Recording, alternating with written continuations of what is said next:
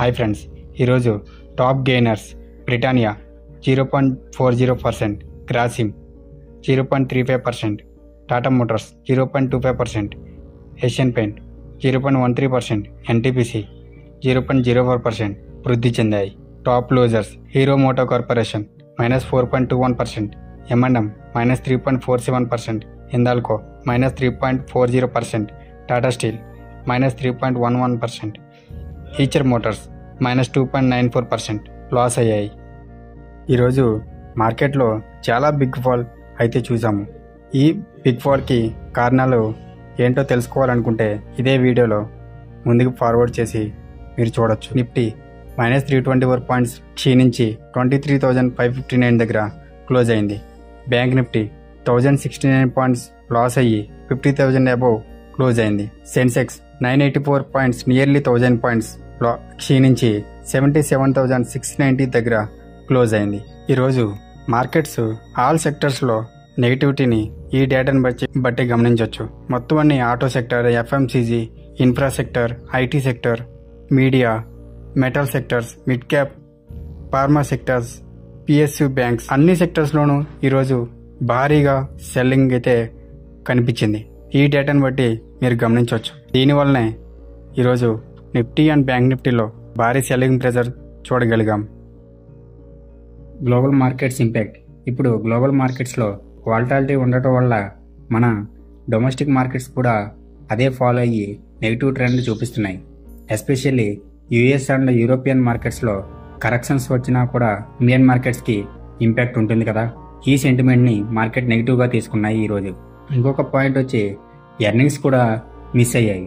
Indian corporate ఎర్నింగ్స్లో కూడా some sectors like IT, బ్యాంకింగ్లో expected results లేకుండా అండర్ పెర్ఫార్మెన్స్ ఉండటం వల్ల కంపెనీ రిజల్ట్స్ డిసప్పాయింట్ చేయడం ఇన్వెస్టర్స్ సెంటిమెంట్ని నెగిటివ్గా ఎఫెక్ట్ చేసింది.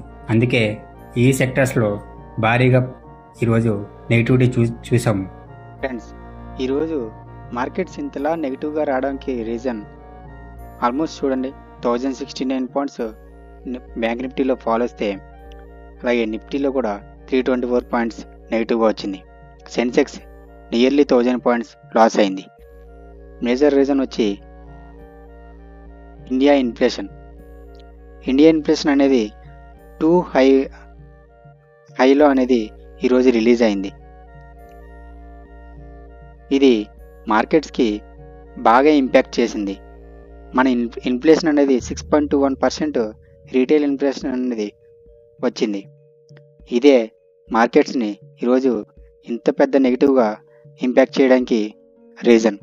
అలాగే మన జీడిపి కూడా 7.2% ప్రెజెంట్ ఉంది. ఇది 7%కి వస్తుందని అంచనా వేస్తున్నారు. ఇప్పుడు ఈ ఇన్ఫ్లేషన్ హైలో ఉండడం వల్ల మన ఇంట్రెస్ట్ రేట్ కటింగ్ అనేది ఫ్యూచర్లో ఉండదు. సో వడ్డీ రేట్లు ఇంకా పెరుగుతాయనే ఎక్స్పెక్టేషన్తో మార్కెట్స్ ఇంత నెగిటివ్గా రియాక్ట్ అయ్యాయి. ఓవరాల్ మన ఎకానమీ అనేది నెగిటివ్గా రియాక్ట్ అయింది. దీని మూలంగా మన మార్కెట్లో ఇంత నెగిటివ్గా రియాక్ట్ అవ్వడానికి మేజర్గా కారణమైంది. US core consumer price index CPI ఈరోజు రిలీజ్ అయింది. ముందుగా భావించింది 0.3% వస్తే బాగుంటుంది అని భావించారు. అదేవిధంగా యాక్చువల్గా ఇప్పుడు అదే రికార్డ్ అయింది. సో మార్కెట్స్లో ఫర్దర్గా రేట్ కట్స్ ఉండే ఛాన్సెస్ డిసెంబర్లో రేట్ కట్స్ ఉండే ఛాన్సెస్ ఉన్నాయని మార్కెట్స్ భావిస్తుంది.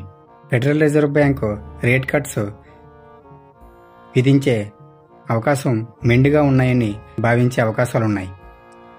సో యుఎస్ సిపిఐ డేటా ప్రకారం మార్కెట్స్ రేపు పాజిటివ్గా ఉండే ఛాన్స్ ఉంది. అదేవిధంగా ఇండియా మార్కెట్స్ నెగిటివ్ వచ్చి ఇండియా సిపిఐ డేటా మేజర్ నెగిటివ్గా రావడం వల్ల ఈరోజు భారీ సెల్లింగ్ ప్రెజర్ అయితే మార్కెట్లో చూడగలిగాం. సో రేపు మార్కెట్స్ ఎలా రియాక్ట్ అవుతాయి? యుఎస్ సిపిఐ డేటా ఫ్లాట్గా ఉంది, స్టేబుల్గా ఉంది. మన సిపిఐ డేటా నెగిటివ్గా ఉంది. రేపు మార్కెట్స్ని రియాక్ట్ చేసే దాన్ని బట్టి ఏ డేటాను మార్కెట్ ఇంట్రెస్టెడ్గా చూపించింది అనే విషయం రేపు అర్థమవుతుంది. యుఎస్ సిపిఐ డేటా ప్రకారం అయితే పాజిటివ్గానే కనిపిస్తుంది, కానీ మన సిపిఐ డేటా ప్రకారం నెగిటివ్గా కనబడుతుంది. సో జాగ్రత్తగా రేపు ఒక్కరోజు జాగ్రత్తగా ట్రేడ్ చేయండి. బ్యాంక్ నిఫ్టీ మనం ఏదైతే ఫ్లాగ్ ప్యాటర్న్గా ఫామ్ అయింది ఈ ప్రీవియస్ వీడియోలో మనం చెప్పుకున్నాం. ఇది ఒక ఫ్లాగ్ ప్యాటర్న్, ఏ టైంలో అయినా డౌన్ సైడ్ బ్రేక్ చేయొచ్చు అని మనం అనుకున్నాం. అదేవిధంగా మార్కెట్ డౌన్ సైడ్ బ్రేక్ చేసి ఇంత స్ట్రాంగ్ బ్రేక్అవుట్తో మార్కెట్ క్లోజింగ్ ఇచ్చింది.